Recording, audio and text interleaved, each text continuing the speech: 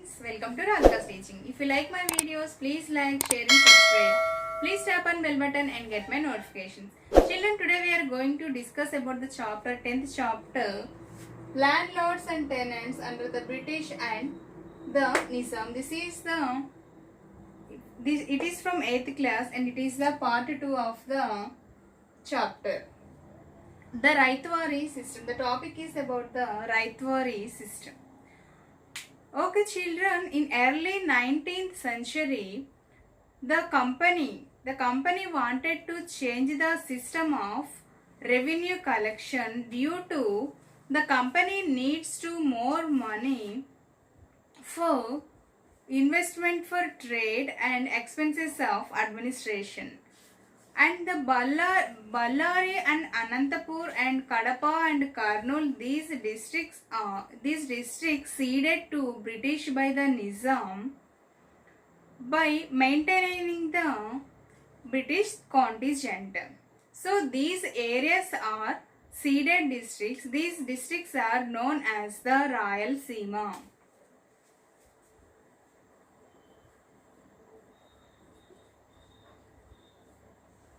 What are the districts to call Rayalaseema? These are Ballari, Anantapuram,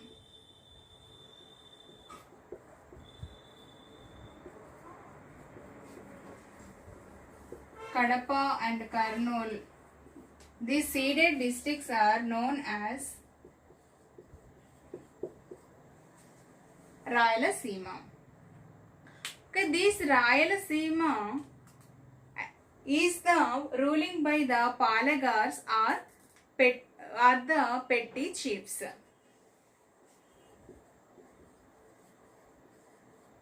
Or the petty chiefs.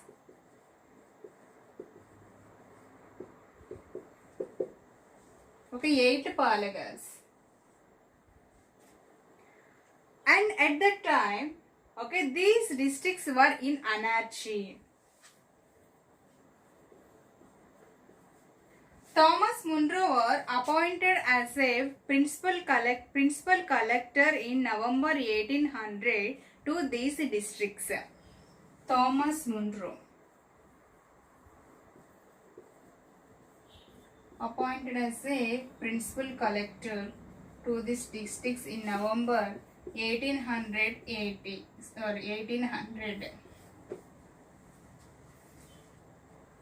And Thomas Munro, first of all, subdued these Palagars because of they are the opposition of the British rule and they are doing the constant wars and looting. So first of all, the Thomas Munro subdued these Palagars and Palagars and disbanded their followers, their armed followers. After that, he concerned or commenced on the land survey and revenue settlement.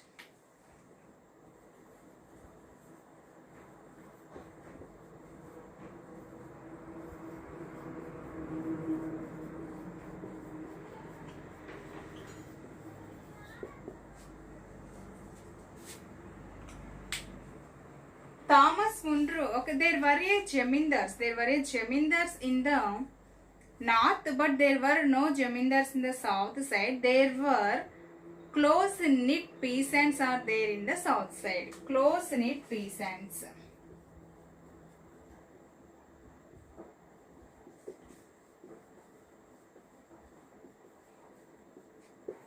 In the south, especially in Andhra and Tamil. So Thomas Munro, recognizing the importance of peasants and the agriculture.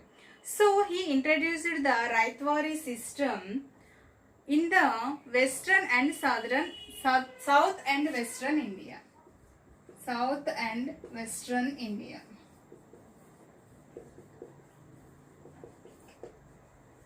Okay, children, now we are going to discuss about the Raitwari system. Raith means a cultivator and Raitwari means peace and tenure. Okay, the Raitwari system, it decided to Okay, decided to the revenue collection by the own cultivators are the owners. Okay, sorry, actual cultivators are the owners of the land. Okay, they cultivated themselves or the cultivated by the others. And under this Raitwari settlement, peasants cultivating the land were identified and their field was identified and given.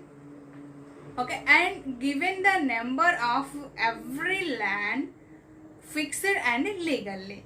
Okay, given number of every land,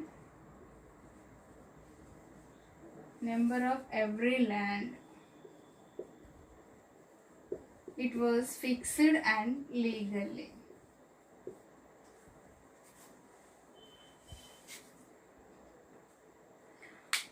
They decided the tax.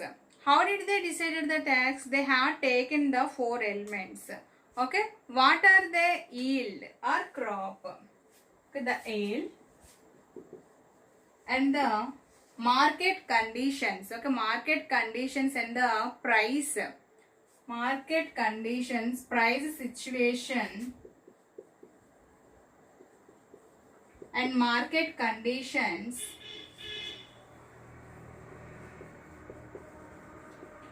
and cultivation of the crop or crop cultivation. Okay, these 4 points, they consider on these 4 points. Okay, price situation, market conditions, crop cultivations. Okay, and consider the tax. Consider the tax per acre.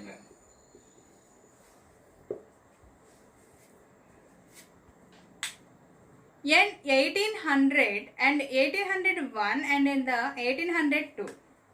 In 1801 and 1802, this year, Thomas Munro made necessary advancement. Okay, what is that? Purchase seeds and implements and bullocks and repair to old wells and dig new wells. In 1801 and 1802, the Thomas Munro, okay, commented that before the cultivation, he made necessary advancements like the purchase seeds, implements,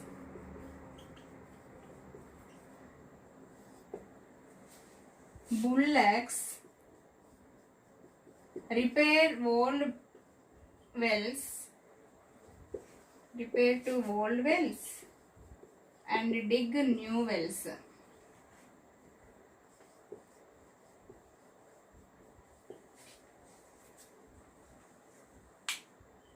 And the after this, the crop was, there was a bumper crop. Okay, there was a bumper crop and they got a good revenue collection also. Okay, the effect was they got bumper crop and the company also got good revenue collection.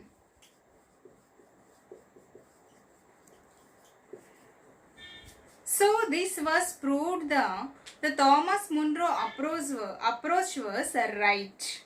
It was right. The Thomas Munro approach was right. Okay, next we are going to discuss about the developmental activities of the Raitwari system. Developmental activities.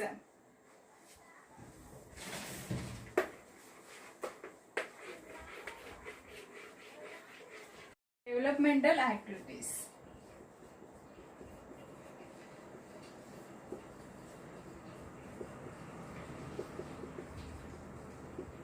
Some British administrators believed, okay, invest to large scale irrigation works, then only the agriculture is improved.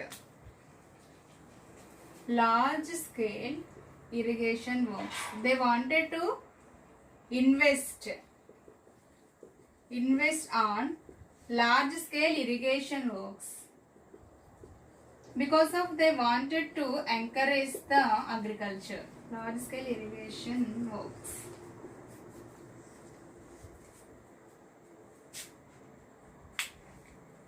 Okay, the Sardar Arthur Cotton. Okay, in 1849,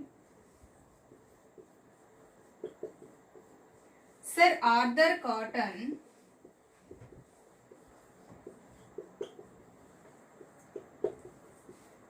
built Anicut across Godavari river at the Dhavaleshwaram.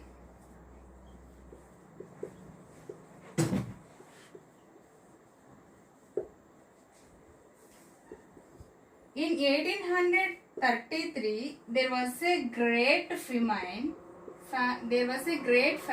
In this area. But in 1849, built the Anicut across the Godavari at the Dhavaleshwaram.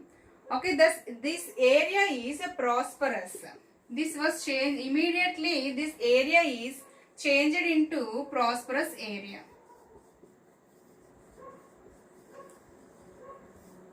At the same way, in 1857,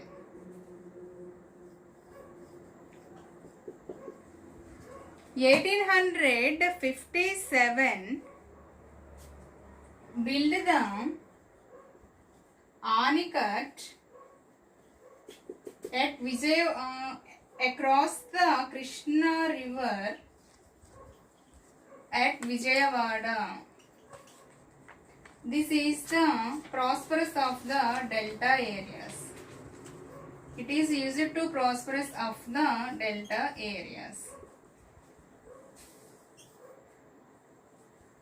Okay, and next in the Kadapa and Kurnool canal was also built. Sorry children, in 1854, built Anicut across the Krishna river in Vijayawada. Okay, it is used to prosperous of the delta areas in the year of 1854. In 1857, okay, built the canal, Kadapa and Kurnool canal. Kadapa and Kurnool canal in Rayalaseema. Then the Rayalaseema is also developed in the agriculture.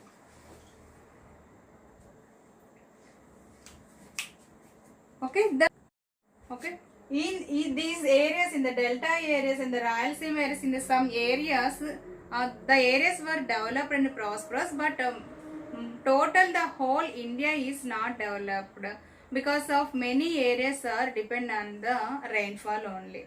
Okay, result of the Raitwari system. Raitwari areas, okay, land revenue is very high. Okay, land revenue is very high in Raitwari areas. Unlike Jamindars, they fixed the land revenue 20 to 30 years. 20 to 30 years. After expiry of the tenure, they consider the changes. Okay, they consider on the changes, conditions. They consider on the conditions and changed the land revenue.